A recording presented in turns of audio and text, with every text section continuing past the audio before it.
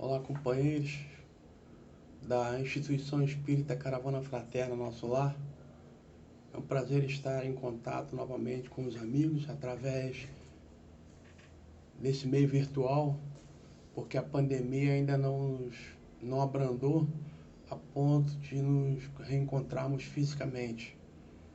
Mas, de qualquer forma, é um prazer, ainda que distante, nos dirigirmos aos estimados companheiros para continuarmos o nosso estudo da doutrina dos Espíritos, hoje falando do capítulo 9, Bem-aventurados que são brandos e pacíficos, falando particularmente da cólera, que é abordada nos itens 9 e 10, com uma mensagem do Espírito Protetor, inicialmente no item 9, e no último item, o item 10, uma mensagem de Hahnemann, que é o pai da homeopatia.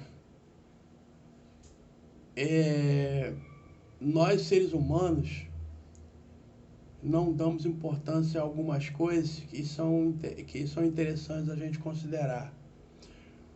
Nós não prestamos muita atenção nas palavras que são ditas, mas essas palavras elas causam um impacto muito grande, porque elas sempre vão carregadas de sentimento.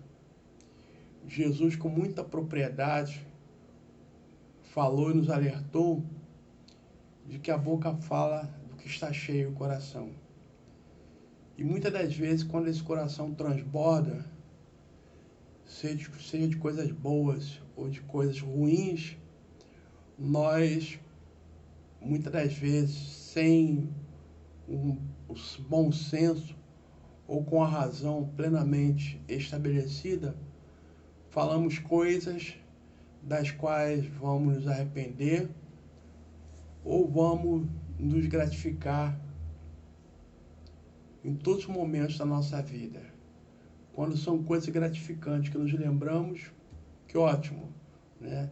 Guardaremos sempre a boa recordação de termos dado uma palavra de incentivo, de carinho e de amor ao companheiro que a ouviu. Mas se for uma palavra de ódio, de rancor, de mágoa, sentiremos muito remorso por tê-las proferido, porque esses sentimentos, quando nós dirigimos através da palavra aquele companheiro a quem desejamos atingir, esquecemos de considerar que o primeiro atingido e o mais gravemente atingido somos nós mesmos. Porque o sentimento, quando ele sai do nosso coração. Então, se o nosso coração é capaz de expelir um sentimento ruim, é sinal que ainda trazemos ainda muita coisa ruim dentro de nós. E o mais grave, não estamos conseguindo fazer com que ele fique só para nós. Estamos contaminando outras pessoas com o nosso sentimento ruim. Por isso que diz o ditado popular que Deus foi muito sábio quando Ele deu 2 ouvidos e uma só boca, para que nós ouvíssemos mais e falássemos menos. E toda vez que formos falar, vamos tomar como parâmetro aquilo que normalmente é dito da doutrina espírita. O que falar, por que falar e para que falar. Com que objetivo, com que sentimento eu estou falando aquele companheiro. Com o sentimento de incentivá-lo, de levantá-lo, de reanimá-lo, ou com o sentimento de cada vez mais aniquilá-lo, fazê-lo chegar à conclusão de que não vale a pena, que ele não vale a pena e que ele só faz coisas erradas. Que sentimentos estamos falando?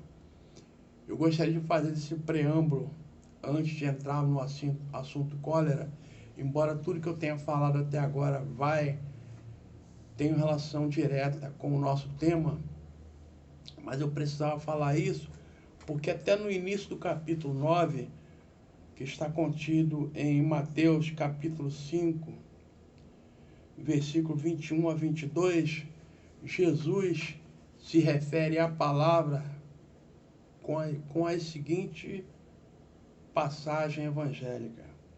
Sabeis que foi dito aos antigos: não matarás, e quem quer que mate, receberá a condenação pelo juízo.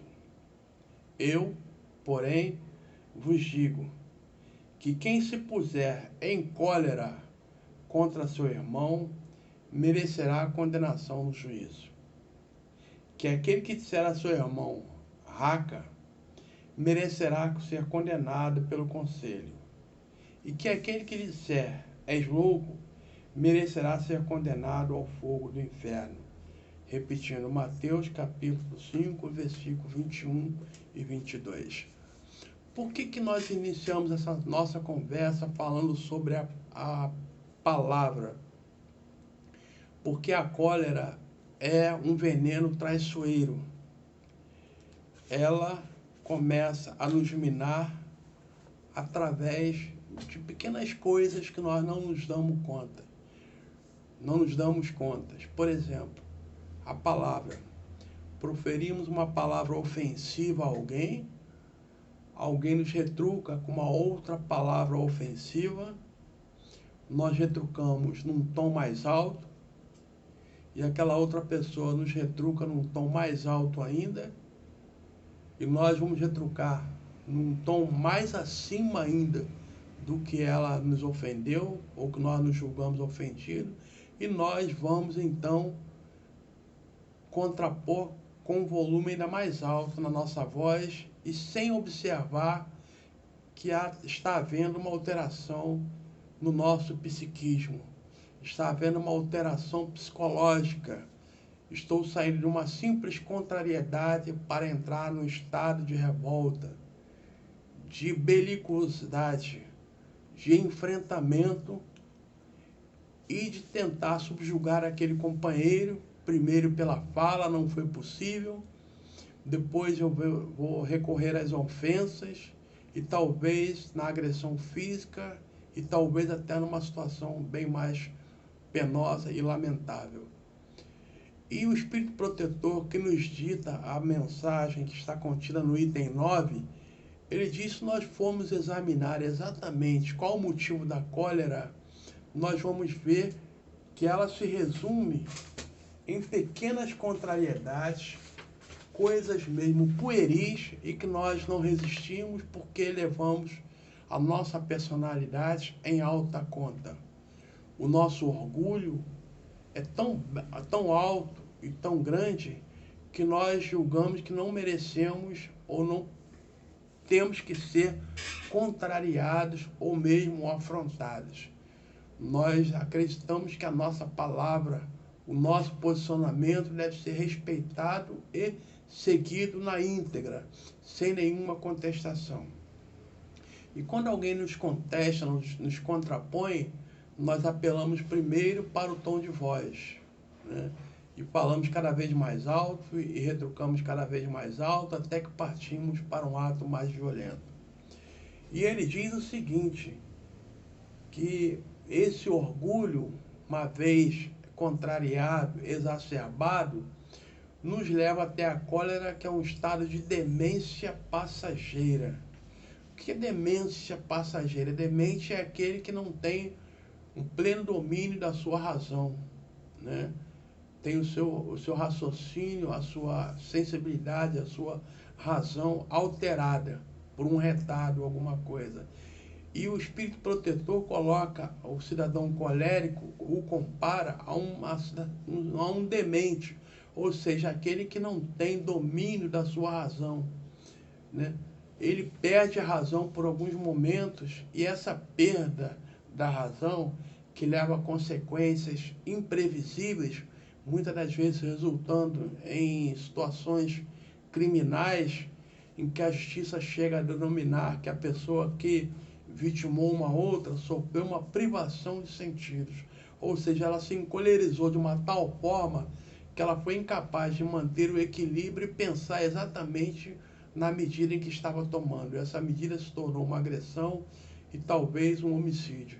Então, a cólera é sempre um processo crescente, né? Ninguém se encoleriza de uma hora para outra, ou seja, ela vai sendo contrariada ao ponto de não mais controlar-se e despejar sobre o outro toda a sua revolta por ter o seu orgulho ferido. É lógico, nós somos seres diferentes. Há aquelas pessoas que se encolerizam com mais facilidade e outras que têm um limite maior de suportar as ofensas que lhes são dirigidas ou as suas contrariedades. E o espírito protetor diz que se nós pudéssemos nos ver no momento de cólera, nós ficaríamos assustados, com medo de nós mesmos. Tal estado de brutalidade que damos testemunho pelo nosso gesticular, pelas nossas reações. Muitas das vezes nós presenciamos em alguns momentos pessoas encolerizadas que são tentadas ser seguras por alguns outros companheiros e que se conseguem até mesmo arrastar várias pessoas, tal o seu estado de brutalidade, de força, de indominação a que se entregam, né? E que depois, mais tarde, quando mais calma, quando de volta à razão, lamentam-se pelo estado vexaminoso, pelo espetáculo vexaminoso que proporcionou, desculpando-se, e muitas das vezes colocando no seu gênio a culpa de todo aquele problema, de todo aquele transtorno que causou, não só a ele, mas também a todos à sua volta. Porque quando nós perdemos o nosso controle, quando nós tomamos uma atitude que é reprovável, lamentável, não fazemos sofrer só a nós, mas todos aqueles que nos amam, todos aqueles que estão à nossa volta, se confraternizando ou até mesmo participando de algum evento conosco. Basta ver aquele companheiro que tem na sua família alguém muito propenso à cólera, age com muito cuidado com aquele companheiro, fala assim, olha, não contraria muito fulano não, porque se ele ficar nervoso, as coisas vão tomar um rumo imprevisível. E a gente está dentro daquela confraternização, dentro daquele grupo, com um cuidado muito grande, com medo do que possa acontecer. E a gente fica pensando, esse estado colérico, ele altera a saúde, e aí nós vamos um pouquinho além, o Espírito Protetor fala que ele altera a saúde, nós inferimos daí que ele está tratando não só da saúde física, mas também da saúde espiritual, porque todos nós sabemos que nós temos tendências que trazemos de outras encarnações, de outras existências. E a propensão à cólera é uma dessas tendências que nós trazemos. Então, como nós reencarnamos não para dar prosseguimento, não para extravasar esses sentimentos ruins que trazemos, mas sim para dominá-los a princípio e extirpá-los mais na frente, quando nós nos entregamos a esses sentimentos, a extravasar esses sentimentos, fica para nós a sensação de que nós estamos falhando naquilo para o qual encarnamos, né? Então estamos comprometendo não só a vida física no sentido de que a cólera pode nos levar à perda da vida física. Quem de nós já não ouviu falar que fulano ficou tão nervoso, tão encolerizado, que sofreu um infarto fulminante e veio a desencarnar? Quantas pessoas sofreram um colapso nervoso e ficaram loucas para sempre, perderam para sempre a razão por um estado colérico? Isso nós estamos falando somente do comprometimento físico, mas e de comprometimento espiritual.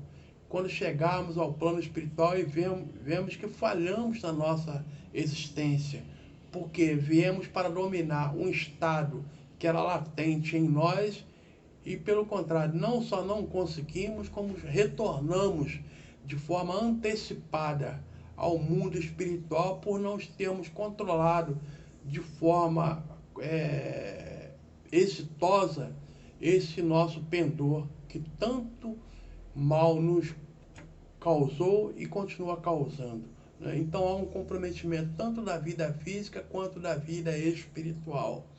E para isso nós devemos sempre estar atentos voltando ao que nós falamos anteriormente, não só para extirpar esses problemas, esses como outros problemas que trazemos, porque a cólera, como todos os outros vícios e deformidades que trazemos, não são oriundas do corpo físico. Muitas pessoas alegam, mas eu sou assim mesmo, eu tenho sangue esquentado, né?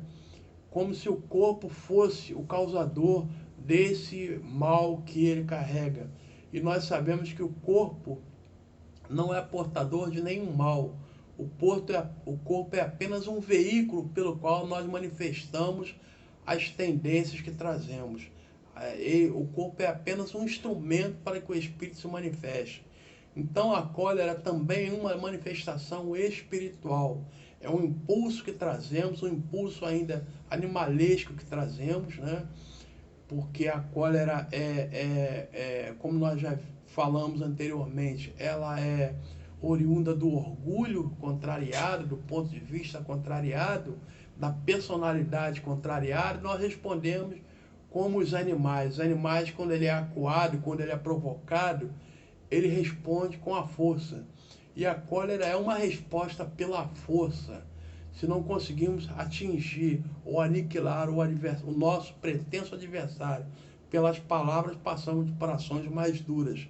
Então a cólera é um atributo do espírito, do qual nós voltamos a falar. Não adianta querermos extirparmos de uma vez um mal que já dura milênios em nós. No meio espírita diz-se que nós temos que exterminar os nossos pendores, aqueles instintos ruins que ainda trazemos. Isso é verdade, só que esse exterminar não é a curto prazo. É um processo demorado, um processo paulatino, que nós devemos empregar todas as nossas forças para, em primeiro lugar, conhecer as nossas deficiências, admitir que somos deficientes, admitir que temos problemas sim, problemas sérios a serem solucionados, e que esse problema só vai ser solucionado quando nós o identificarmos, admitirmos que temos e daí passar a buscar soluções para que esse problema seja resolvido. Então o problema da cólera é uma solução para que ele possa ser resolvido, é a gente buscar não se encolerizar. E como não se encolerizar? É não entrar na sintonia daquele outro que está buscando nos tirar o equilíbrio. Tem um companheiro que ele é psicólogo, ele diz o seguinte: a provocação é como uma maçã envenenada que alguém te oferece. Você aceita se você quiser. Se você não aceitar e devolver essa maçã, né, devolver no sentido de não fazer dela uso, não querer que o outro ingira, mas devolver a ele como que dizer, não aceito esse presente que você está me dando. Porque, logicamente, nós reconhecemos que é um presente de grego. Então, se nós não entrarmos na provocação, longe de ser covardia, como o mundo fala para nós, se você não reagir, você é um covarde. Pelo contrário, você reagindo, você não está dando exemplo nenhum de coragem. Você só está sendo como o outro também é. A verdadeira coragem é você saber resistir uma ofensa que lhe é feita. É como Jesus falou, se alguém lhe ofender, se alguém lhe bater numa face, oferece a outra face. Qual é a ofensa qual é a outra face da ofensa? É calar-se. Jesus, quando fala dar a outra face, não é alguém nos agredir fisicamente, a gente oferecer ao outro lado da face. Mas sim, quando alguém nos provocar com alguma ação que nós julgamos que seja inócua, que seja ofensiva, né, nós não retrucarmos no mesmo tom. Pelo contrário, nós colocarmos a nossa sobriedade, a nossa serenidade e pensar, eu não vou nem entrar, como dizem os jovens, não vou entrar nessa pilha, porque se eu entrar, vai ser difícil eu sair. Como diziam lá os antigos, né, eu dou um boi para não entrar. Como é que é? Dou um boi para não entrar numa briga, mas dou uma apoiada para não sair. Se nós nos conhecemos, sabemos que nós somos, Nós somos assim, não somos assim flor que se cheire. Se nós entrarmos naquela sintonia, nós não vamos sair e, pelo contrário, vamos perder o controle de toda a situação. Então, é fazer como o Chico Xavier fez lá no seu dia a dia. Quando sentir vontade de responder a uma ofensa, enche a boca com água. Né? E Emmanuel falou, enche a boca d'água, mas não jogue fora. Espere que a pessoa te ofenda. Se você puder, saia de perto. Né? Diga para a pessoa, uma hora que você estiver mais calma, nós conversamos serenamente. Isso não é covardia. Isso é sabedoria. É saber falar e saber calar. Porque é muito fácil saber falar, difícil é saber calar. Aquele que cala com sabedoria é mais sábio do que aquele que fala sem regra. Não é isso? Então nós precisamos sempre saber o momento certo de nos pronunciar e para que pronunciar. Quando nós falamos também da cólera, e a gente falou em algum momento que isso pode nos comprometer, não só na presente encarnação, como para várias encarnações, porque sempre no meio espírita diz, porque se eu matei fulano ou se eu morri por fulano é porque eu tinha alguma vinculação com ele. Nem sempre. Nem sempre aquele companheiro tem uma vinculação com você de ódio ou de amor. É um companheiro que você conheceu em humanidade, né? Tem pontos de vista diferentes de você, pensa diferente de você, e você, por não gostar de ser contrariado, encoleriza-se com aquele companheiro e muitas das vezes tira-lhe a vida ou perde a vida através dele, adquirindo aí uma nova vinculação. Uma coisa que não está programada para acontecer e que você, com o seu ato impensado, com a sua falta de controle, contraiu mais um débito que não estava programado para ser. Então é preciso que a gente tenha muito controle sobre as nossas ações, e esse é o maior desafio para o qual nós estamos encarnados. É assumir o controle das nossas ações e das nossas emoções. Nós falamos, fulano é muito encolerizado, também olha o tamanho dele, não importa o tamanho, porque é uma atribuição do Espírito. Nós já vimos muita gente, né, grandona, que a gente costuma falar assim, tem boca, mas não fala.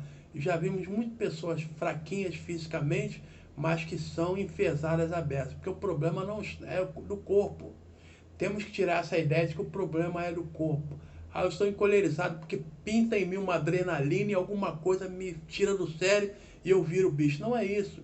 É você que se encoleriza espiritualmente, você perde o controle das suas ações, aí sim você dispara no teu organismo aquelas toxinas que vão acelerar o seu batimento cardíaco, vão colocar a sua mente em desalinho, você perde o controle de toda a situação e daí pode cometer atos que você jamais pensaria em praticar. E quando você recobra o equilíbrio e a calma e fica pensando, meu Deus, como é que eu pude fazer tal coisa?